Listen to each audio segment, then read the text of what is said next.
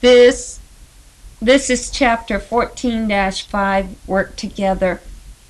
In this section, you are planning and recording depreciation adjustments. You have depreciation for store equipment, office equipment. There could be other things that you are depreciating, but right now they're only having you work with those two.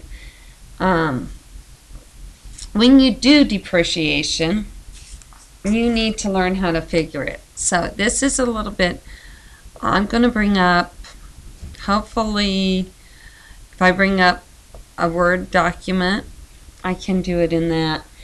You take your original cost. If you have something that costs you $1,250, and then at the end of that useful life, you say you're going to turn around and sell it, you would subtract that amount. Let's say we're going to sell it for $250, and that's going to equal, where's my equal sign? $1,000. So in the course of the time, we can write off this $1,000, and that decreases the amount that we have to pay taxes on because the value of the equipment is dropping. So if we say that we're going to use that equipment for 5 years, you would divide it by 5. If you're going to use it by 4 years, you divide it by 4, 3, or 2. You know, depending on, there's like a booklet, a standard booklet telling you how much useful life each piece of equipment has. Last year, for businesses and to help stimulate the economy, the government said that we could depreciate the full value of any new purchases.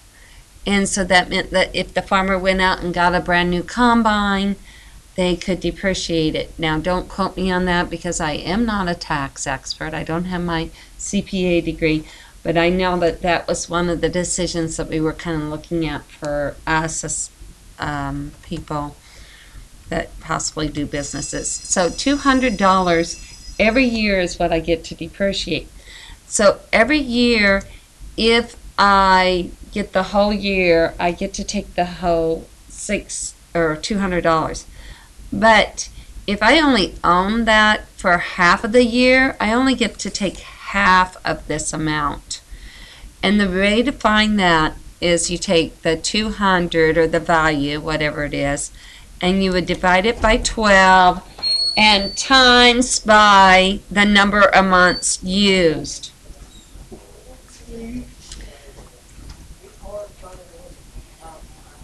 So if you used it for 6 months, you would times by 6, you would come up with the $100 of depreciation. You cannot depreciate the full year if you have not had it in your possession for the full year. They do that by the 15th day of the month. So if you purchased it before the 15th of the month, you get to take and write off the full amount. If you purchased it after the 15th of the month, you cannot write off for that month. You have to wait till the following month to write off that depreciation. So let's go back to your instructions. Okay. So it says calculate depreciation expense for a computer printer costing $1,600. Estimated salvage value is $100 after 5 years of life. I would say it's even less than that in this world that we are living in right now. So you're going to take the $1,600. You're going to minus the $100 salvage value. And then you're going to divide this number by the years of useful life, which is 5. And so every year you get to write off $300. Here, they're not talking about the date that you purchased it on. So I assume that we get to take and write off the whole $300. Let me see.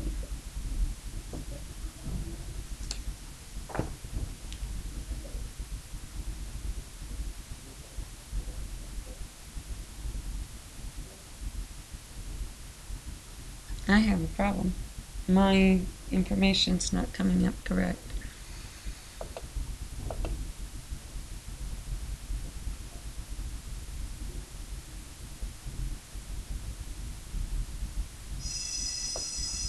Okay.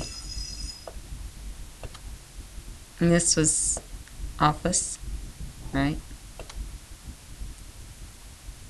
So